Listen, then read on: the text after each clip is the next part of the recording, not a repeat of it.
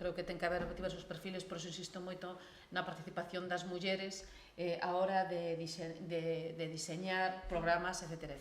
E persoas maiores tamén.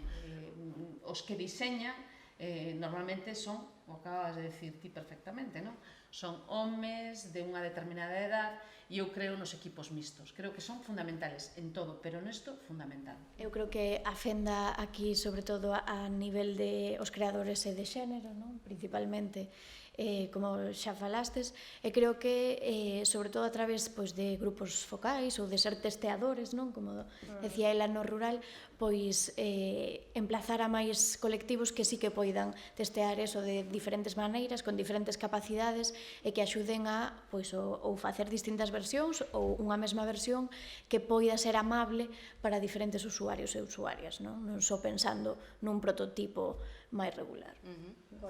Penso que hai que tender a modelos máis horizontais, onde o servicio do produto ten que ter relación cas persoas e ca diversidade, e todos temos que participar nisso. Eu creo que hai que buscar outros perfiles para que haxa outros produtos. Tamén é verdad que quen está no mundo e ten un negocio que quere é vender.